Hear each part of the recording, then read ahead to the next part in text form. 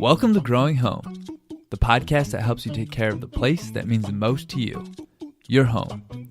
I'm your host, Terry Therian, alongside your co-host, Len Giddix.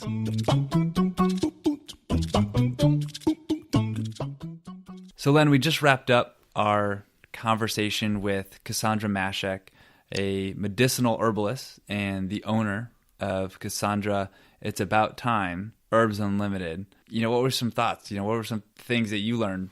Well, as we talked to Kassandra, it reminded me of a different way of looking at not only herbs, but in our lifestyle. I mean, a different way of healing, a different way of dealing with stress in herbs and preparing herbs for our daily lives.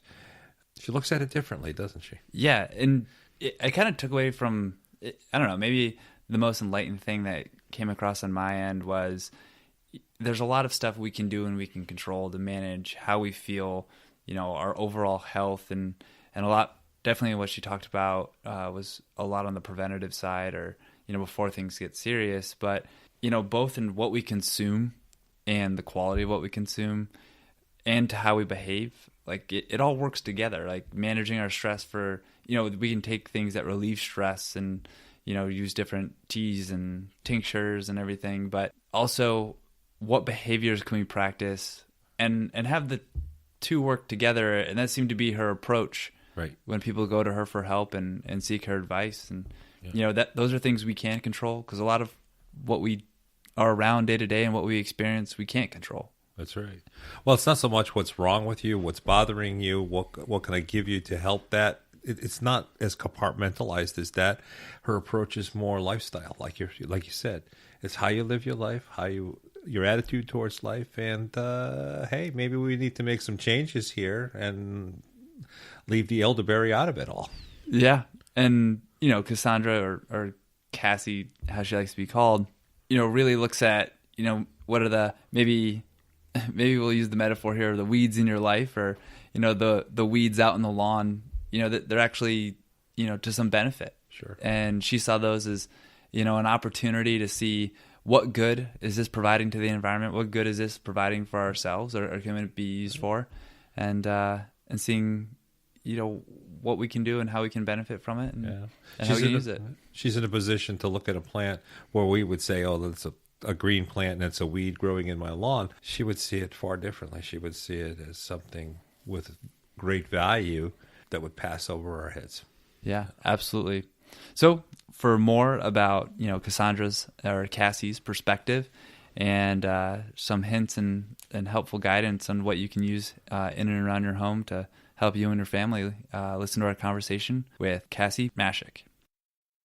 So Kassie, welcome to the Growing Home podcast. Thank you. Thank you for having me here. Great. So you're a medicinal herbalist and Yes. the owner of Kassandra, It's About Thyme, Herbs Unlimited. Can you tell us a little bit about, what is medicinal herbalist, and maybe a little bit about your store? Well, my store is on 54 Springfield Road, right on Route 83 in Somers, Connecticut. A medicinal herbalist is a person who uses herbs for healing and well-being, to maintain your health, sometimes to help with medical issues or health issues. I don't say that everything is done with herbs. Sometimes we do. I want to qualify it. Sometimes we do need pharmaceuticals, and they can be most helpful. There are a lot of people who have very complicated health histories that they need to be careful what herbs they use, because herbs can interact with their medications, and they can also interact with their health issues. So I just want to qualify that I just don't. Just because it's natural and it's a herb doesn't mean it can't hurt you. And people need to recognize that.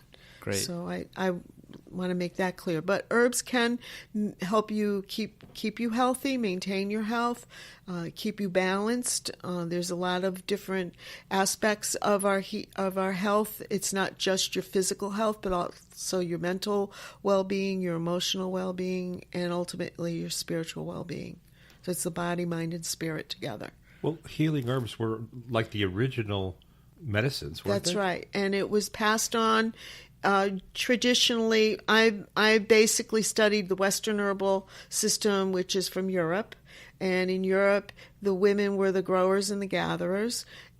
Traditionally, some men did learn herbalism, and it was passed down from mother and grandmother to daughter and granddaughter. So they were working on the farm, they were growing stuff, they were gathering things in the woods, they knew what time of year to gather things, how to process it, how to store it, and this was basically an oral tradition. There's some other systems, like the Chinese herbal system's been around for a couple thousand years, and it's well documented, and the Ayurvedic system has been around for a very long time, and they basically use the herbs in their environment, the things that grow. We can't grow everything in New England, that's for sure, because there's a lot of tropicals and subtropical plants and even if you grow them in a pot in a greenhouse, you're not going to get the product that you need. So ginger root, for example, is a tropical. We can grow it here, but to get a ginger root that's worth harvesting, it takes a long time. Great. And how long have you been, a practicing herbalist? I opened my store in 1995. This will be 24 years this year that I've had my store. I started out basically as a gardener, and then wanted to know how to use the plants for teas, and that's how this all started. And I've been studying now since the late 70s, early 80s, started buying a few books that were available and caught lectures whenever I could. Great. And then, I read that, someone who was a big influence for yourself was Dr. Bernie Siegel. Well, initially, that's what started me on this path. I was a social worker, and I went to his lecture in the late 70s, and he was talking about doing art therapy with his patients and that the colors meant something. So that started me on a whole quest to find out what the colors meant, and one thing led to another, and I had worked at a flower farm for a while, so I had been growing. She grew everything from seeds, propagated everything from seeds and cuttings, and she grew vegetables for the summer stand and pansies the old-fashioned way, planted them in the fall and in cold frames and harvested them in the spring. So that's when I got interested in gardening for myself. My grandmother and my grandfather and my mother had always gardened. And then I started the quest for finding out the colors, and one thing kind of led to another, and here I am. It's an interesting path. Great. So even, just to, put the clarification out there, is there a difference between like an herb and a spice in how we think about it? Or? Well, I looked up, that was interesting because we use the word herbalist, and we use chamomile is a plant that dies back to the ground. We use lavender, which is kind of shrubby, is considered medicinal. White willow bark is from a tree, or wild cherry bark is from the tree. When they use the barks, it's the inner bark, the cambium layer of the bark that we use for, and we consider those all herbs. But when you look up the definition of an herb, it's a non-woody stem that dies back to the ground at the end of the year. And so that is what the definition of an herb is. But I think it's expanded more. Because even thyme, I've gone out in November under snow and picked a little sprig of thyme for something. Anyway, and spices are usually things with a very pungent, zesty flavor or smell that is used predominantly for cooking. But a lot of, in your Vedic system, things like turmeric and coriander, cumin, those all cross over. They use them for healing also. Great. So it's kind of a broad definition. Yeah. So a lot of people that, come into your store or that you work with and, treating some of their ailments, what are some of the most common ones, and what are some of the most common herbal treatments? Well, right now, it's a lot of cold and flus.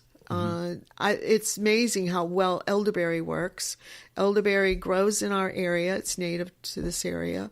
And you cannot eat the berries fresh. They have to be either dried or cooked. The birds can eat them fresh, but we can't. And the elderflower in the spring when it blooms is very good for drying up secretions, nasal and mucousy secretions. Elderberry is a virus fighter. Most of the herbs have what we call more than one action. So we can use them for different things. They're not just one thing.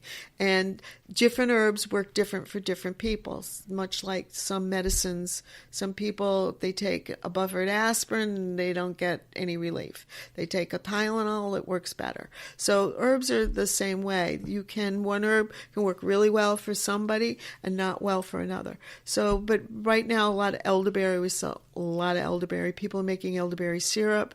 They're using it to maintain their wellness and also when they get sick. I'm lazy and I'm cheap. I don't want to spend the money on the elderberry syrup, and I'm not going to make it. So I just tried the tea, and I found that using elderberries just to make a tea with was most helpful. And frequently in the past, customers have used it at the end of a cold when you're like getting those last secretions out of your lungs. You go to bed and you're hacking your brains away and you can't sleep. Oh, yeah. The elderberry will really help with that. Wow. So, but it also is good during a cold. It helps fight the virus and move you through the cold a lot quicker. No, there's a lot of commercial concoctions, teas that are out there for various whatever ails you. Well, Pardon me. Is it better what works better? Those packaged teas or to actually get some dried berries? A lot of times, things like at a grocery store sit in a warehouse for a period of time, and they're irradiated. They are. Yes. Every 6 months they irradiate everything, even the dried herbs. And what happens is the irradiation kills the life force of the plant. Everything has a vibration. And even though it's dried material that you're working with, it still has the vibration of the plant. Once you irradiate something, it kills that life force. So it's not just the chemical constituents, and anybody who gardens knows that. If you have a rosemary in the house and you brush up against it in the wintertime, it just smells good and it lifts your spirits. So a lot of the plants, that's why gardeners are basically, a lot of people gardened just to decompress from their jobs. I know I did when I worked as a social worker, and they feel good. You're grounded with the earth, and the plants are, just kind of suck all your stress away. So it's not just the chemical constituents. Now, the herbs in my store, nothing is irradiated. That being said, there are some brands that are very good medicinally. Yogi Tea, typically, those are pretty good brand, and traditional medicinals, and I carry those in my store. There's some other brands that are very good too, but the commercially made stuff, you're probably not going to really get a benefit from. So, without mentioning any names, chamomile tea that has maybe been somewhere for God knows how long, and been irradiated a few times, you're not probably going to get a real benefit from it. So fresh or recent herbs would be good because the upper parts of the plant, the flowers and the leaves, store well for a year, a little more. Your seeds, barks, and roots store for 3 years, and depending if they're stored properly, a little more. So anything that's been in your cupboard for 7 years, it's time to save your containers and get new stuff put in it. The best way to store herbs is in a glass jar with a screw lid.